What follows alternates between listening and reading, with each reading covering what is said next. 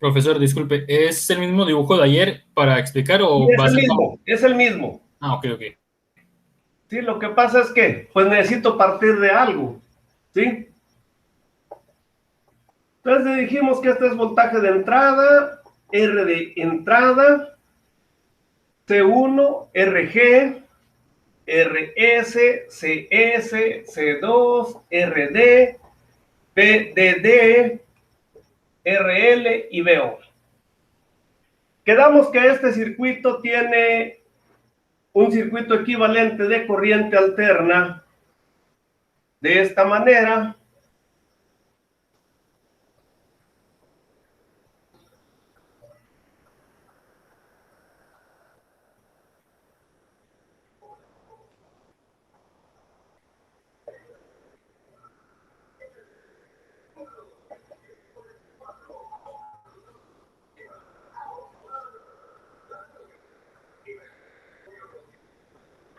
Quedamos que ese es el circuito equivalente. Luego resulta que también tenemos un circuito equivalente interno del transistor, lo cual nos lleva a lo siguiente.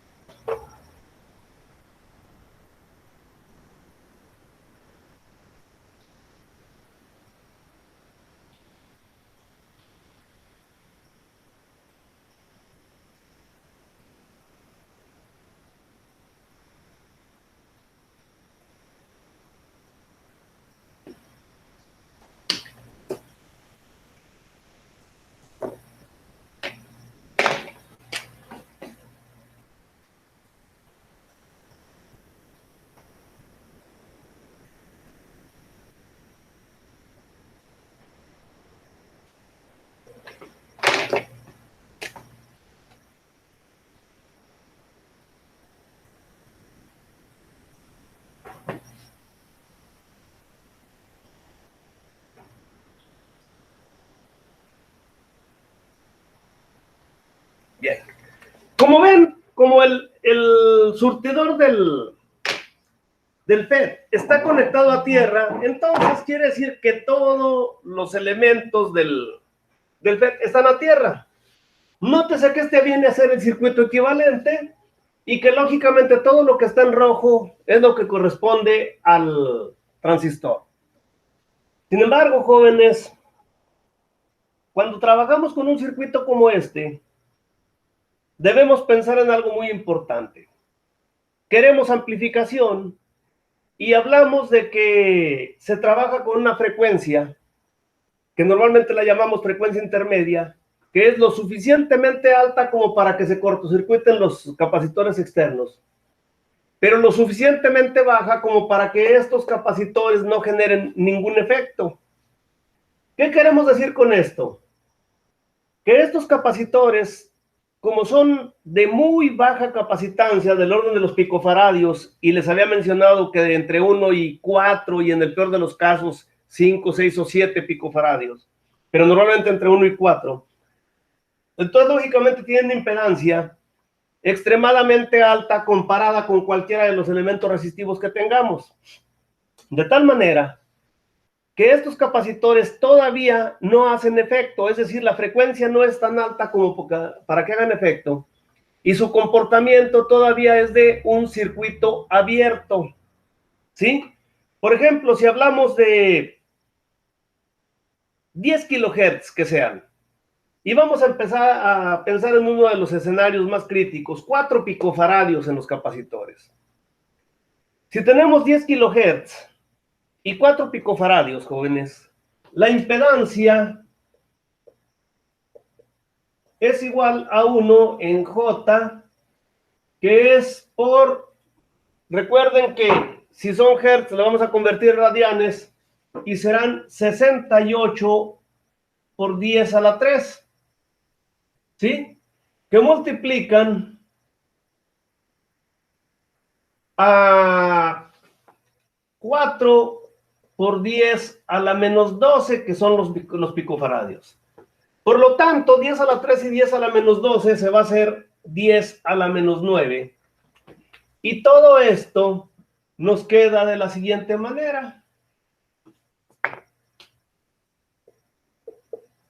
Naturalmente que la J únicamente nos indica que esta capacitancia, entre comillas, es imaginaria, pero es imaginaria no porque no tenga el efecto como tal, sino porque es dependiente de la frecuencia, no es puramente resistiva.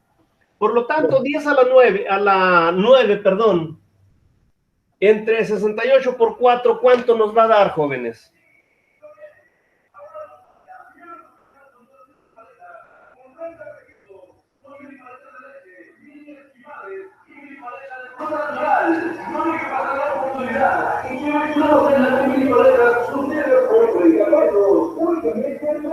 Nos va a dar alrededor de 240 megas. 3.67 megas. No, da más. Da más de 3.67. No, sí está bien, tienes razón, sí. 3.67 megas. Entonces, como quiera que sea, estamos hablando de una impedancia todavía muy, muy alta. De tal manera que para frecuencias de ese tamaño, jóvenes, los capacitores internos del transistor se comportan como circuito abierto. Y hablamos en uno de los escenarios más críticos. Si hablamos de un picofaradio, pues lógicamente va a ser mucho más. Entonces, ojo, jóvenes, estos capacitores tienen un comportamiento de circuito abierto. Luego, si RO anda en el orden de los 100 hasta 1 mega, 100 kilos hasta 1 mega, pero RD anda entre unos cuantos kilos, el paralelo de ambos, pues lógicamente equivale a RD. Es decir, RO también se comporta como un circuito abierto. De tal manera que para efecto de ganancia, jóvenes, nos queda VGS, y voy a recorrer esto para acá para dejar espacio. Nos queda como lo siguiente.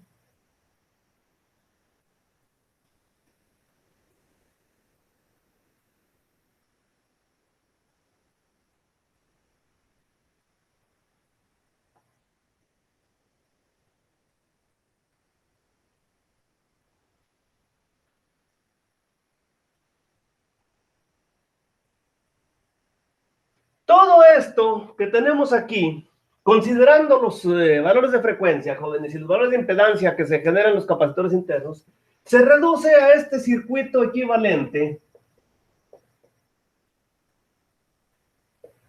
de corriente alterna, jóvenes. Nótese que aquí siempre vamos a considerar frecuencias intermedias, frecuencias medias, porque lo único que nos interesa de momento es la ganancia, es decir, el factor de multiplicación. Entonces, vivarachos jóvenes, de aquí podemos ya sin mayor problema determinar que VGS será igual por división de voltaje a RG en R de entrada más RG, que multiplica obviamente al voltaje de entrada. Pero también nos encontramos con que VO es igual, debido al sentido de la corriente que va a estar girando en sentido contrario a las manecillas del reloj, será negativo y será GM por VGS por RD. Así que, ojo jóvenes, si sustituimos este valor de VGS acá, nos vamos a encontrar con que VO será igual con menos el voltaje de entrada que multiplica a RG en R de entrada por RG por GM y por RD. ¿De acuerdo, jóvenes? Por lo tanto, A será igual con BO en B de entrada, igual con menos RG en R de entrada más RG por GM por RD. Pero hay algo muy importante. ¿Se acuerdan con cuánto polarizamos normalmente la RG?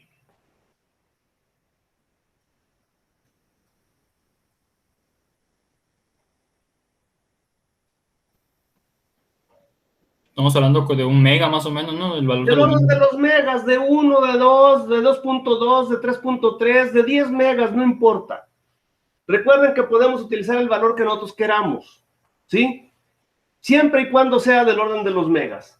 Bueno, pues esta resistencia de entrada generalmente fluctúa entre 10 ohms y un máximo, así exagerado si nosotros queremos, de 10 kilos. ¿Sí? Entonces vean ustedes que aun cuando sean 10 kilos, si dividimos un mega que sea, un mega entre un mega más 10 kilos, estamos dividiendo 1 entre 1.01 megas. ¿De acuerdo?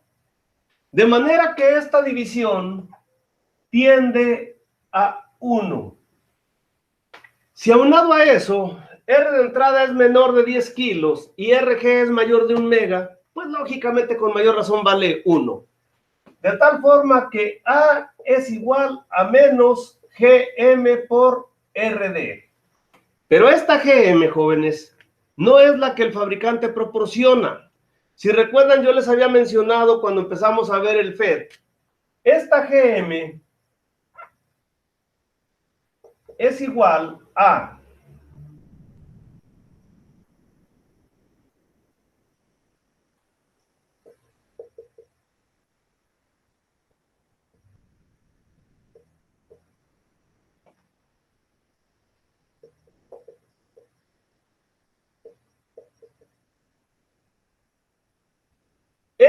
a esa ecuación que tenemos ahí, jóvenes.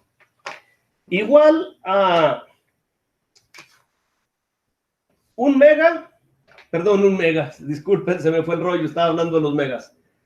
Es igual a 2 veces IDSS dividido por la magnitud de BP y multiplicado por la raíz de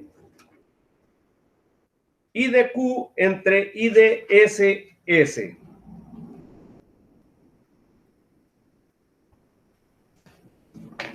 ¿Sí? Ese es un valor ya establecido.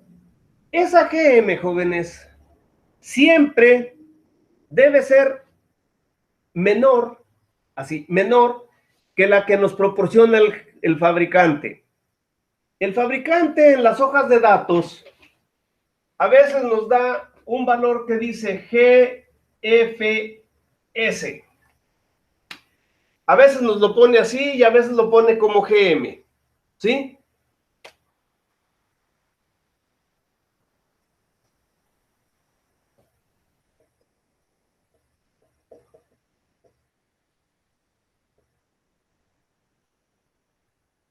Pero este se da por polarización. Entonces, ojo, jóvenes. Podemos, si gustan ustedes, diferenciarlo de alguna manera. Le ponemos a este que nos da el fabricante, le podemos poner una MO. Algunos libros lo manejan así, ¿sí? Esto es nada más para diferenciarlo. Esto es lo que el fabricante nos proporciona, esto es lo que debemos obtener nosotros.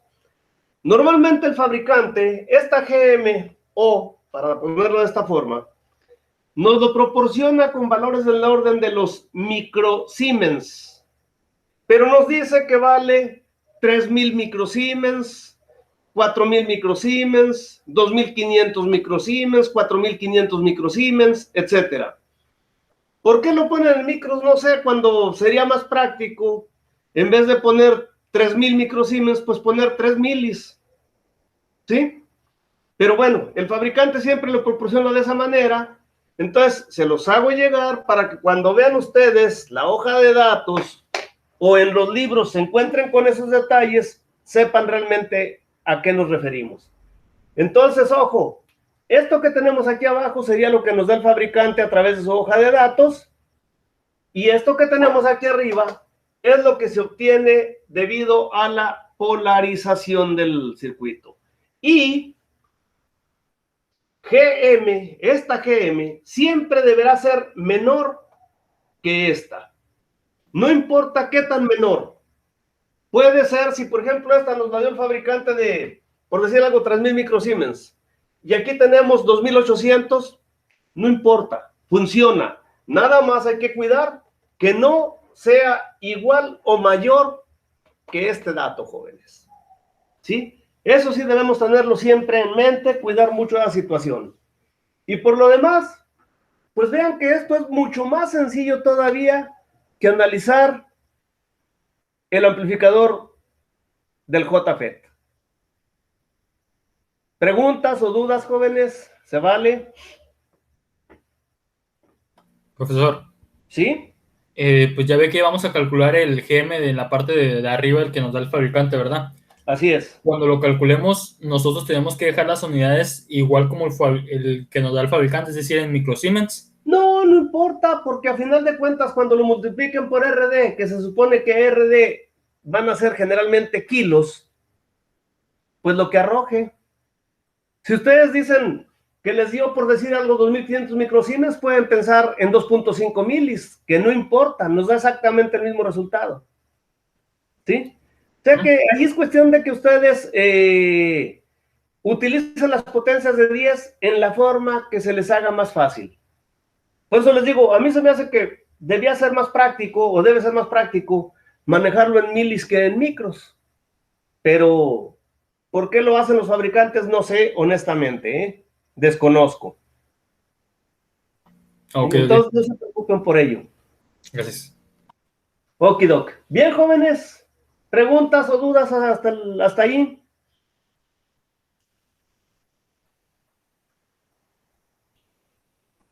¿No hay? Bueno, vamos a ver así nada más por curiosidad. Digamos que tenemos que RD es igual con 3.3 kilos. Que RS es igual con 1.2 kilos. Que RL es igual a 3.3 kilos. ¿Sí? Que RG sea igual a 2.2 megas. Y R de entrada vamos a ponerle de 10 kilos. Así nada más porque se me ocurrió. Los capacitores, seguimos manejándolos si ustedes gustan de 10 microfaradios. No pasa nada. Les digo que en los libros casi siempre les pone así, valores infinitos. Pero no es que sean infinitos. Simplemente que dice, bueno, pues pongan capacitores grandes para que a cualquier frecuencia se cortocircuiten de inmediato. ¿Sí? Pero les digo, con 10 microfaradios es más que suficiente. Y de momento no nos vamos a preocupar a saber por qué 10 microfaradios o por qué 1 o por qué 4.7, no importa. Eso lo vamos a ver en el siguiente curso. ¿Sí? En el siguiente curso, porque en el siguiente curso vamos a ver todo lo que es la respuesta de los amplificadores en frecuencia. Aquí estamos viendo en ganancia o amplitud. En el siguiente es en frecuencia. Y nos vamos a dar cuenta que vamos a tener siempre un producto ganancia por ancho de banda. Entonces, eso va a ser otro cantar. Entonces, ahorita todo lo que nos interesa es esto. Bien, ya tenemos ese circuito. Vamos a imaginarnos, y digo imaginarnos, ¿sí? Porque voy a poner valores comunes. que IDSS para este circuito, para este transistor, es igual con 12 miliamperes, que BP es igual con menos 5 volts, y que GM, o el fabricante nos lo proporciona, vamos a decir que es de, yo le voy a poner así, 3 milisiemens. El fabricante les pondría 3000 microsiemens, ¿sí? Ya le pongo 3 milisiemens, que es exactamente lo mismo, no hay mayor problema. Entonces, jóvenes, con estos datos y con estos, lo primero que debemos hacer, lo primero sin tocar baranda ya, es trazar la curva de transconductancia para determinar el valor de I de Q. ¿Por qué de I de Q? Porque lo vamos a requerir obligadamente para obtener el valor de GM. Y nos vamos a dar cuenta que debe ser igual, debe ser menor que 3 milisiemens. ¿Sí? Hagámoslo, por favor. Después nomás sacamos el paralelo de estos dos y su producto va a ser igual a la ganancia, jóvenes. Así de fácil. Entonces, hagan, por favor, la curva de transconductancia, realícenla, encuentran el punto de operación y ahorita que lo tengan, me dicen de favor. ¿De acuerdo?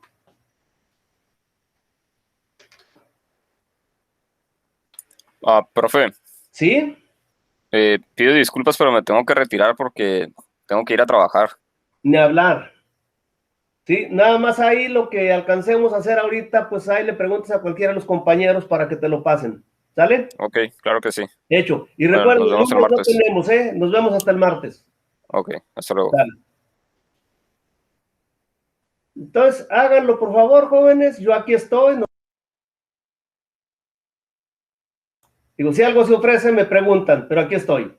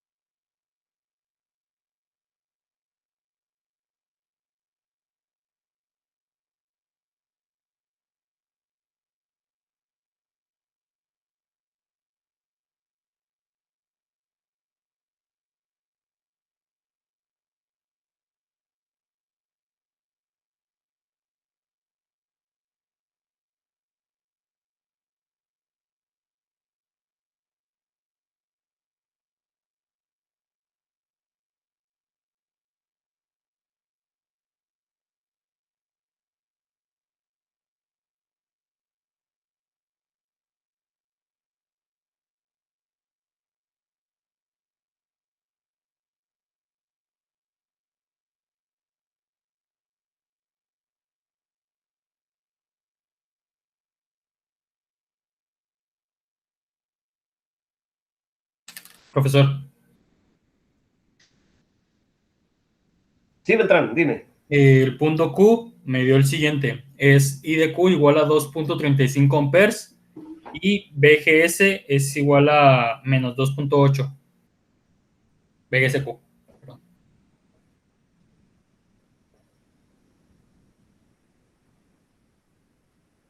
2.35 miliamperes, me dices. Sí, fue lo que me dio.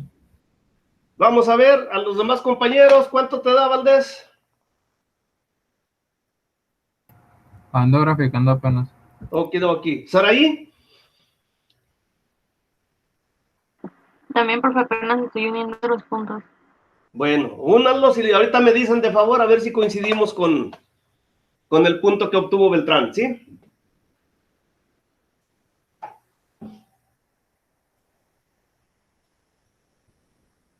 Profesor, ¿Sí? suponiendo que lo mío estuviera bien, voy a ir calculando lo demás. No pasa Sí, que tenga que borrar los datos. sí, por favor, ve avanzándole. Vamos a suponer que está bien, pero de todas, pues quiero verificarlo con ellos para ver si hay coincidencia. En caso de que no, bueno, pues ver qué es lo que sucedió. ¿Sí?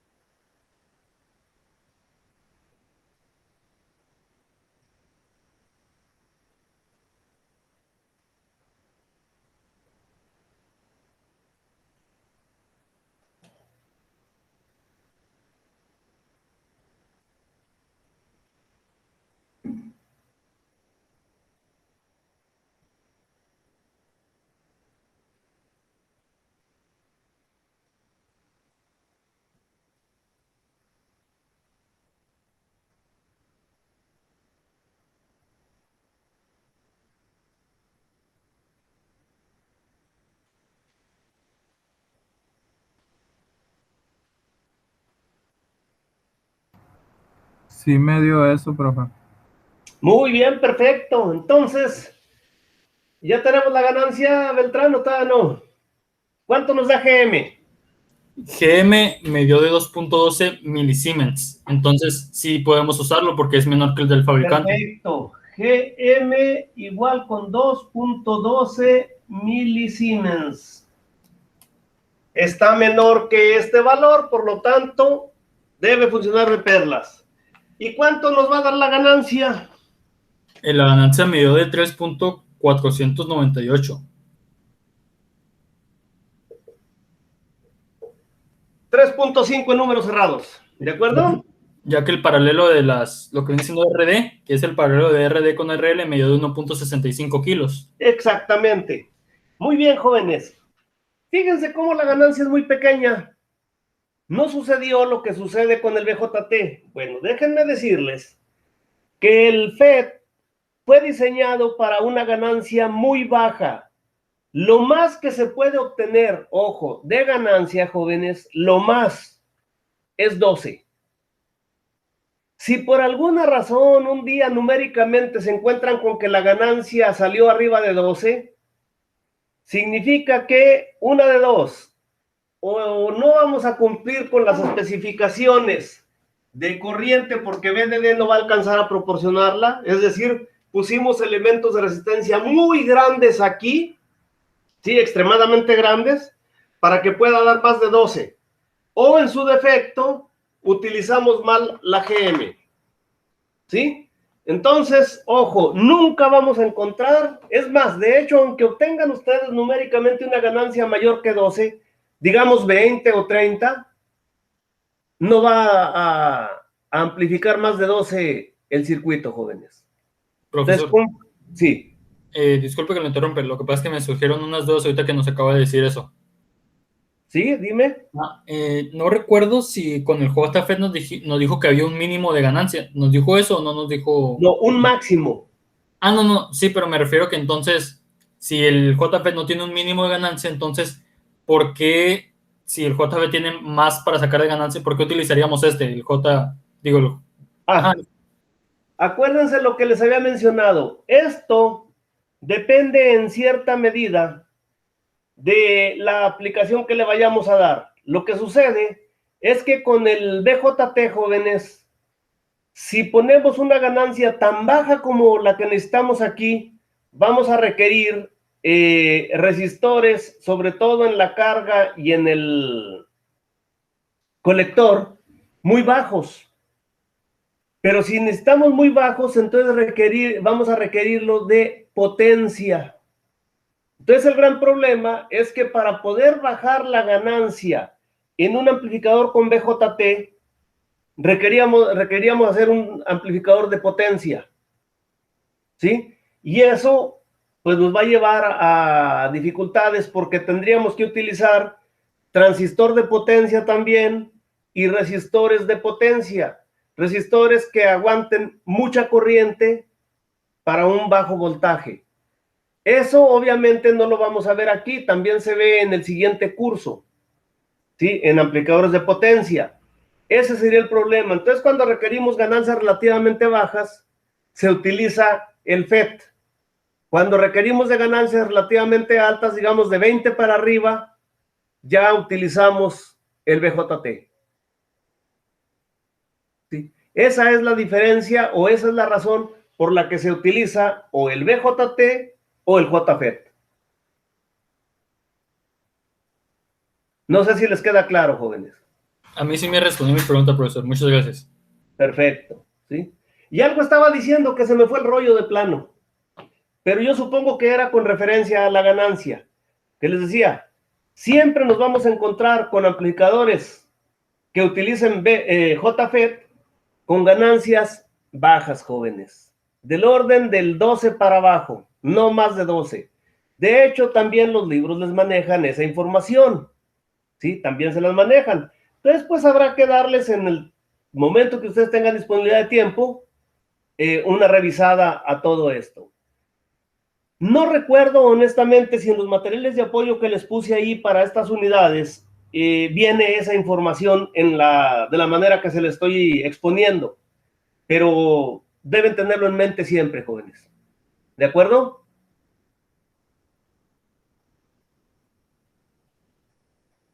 Creo que solo están los temas, profesor. En la unidad 4 no miré material de apoyo, digo, porque constantemente a veces estoy checando así como... Oh, eso es. Entonces déjenme, voy a revisar si tengo el material de apoyo y no lo subí, de esas veces que se le va a uno también por ahí la idea de lo que está haciendo, para subirlo. Y Okay, si No lo tengo tampoco, entonces quiere decir que cometí un error desde el principio. Voy a buscar, a ver, entre todas mis carpetas de información, a ver dónde lo tengo, para tratar de todas maneras de proporcionárselos. Pero eso sí, deben tener ustedes la certeza de que va a trabajar de esa manera el JFED, que es muy sencillo realmente hacer el cálculo de la ganancia. Ya mañana veremos con otro tipo de polarización y luego vamos a hacer lo mismo que con el BJT. Vamos a ver cómo diseñar el amplificador, ¿sí? Y a ver si mientras voy encontrando yo la información esa que tengo para proporcionárselas, ¿de acuerdo? Sí, profesor. Bien, entonces, jóvenes, pues con esto vamos a dejarle ahí por el día de hoy. Pues nos vemos el martes, que descansen y que tengan un bonito fin de semana, jóvenes. Igualmente, profesor.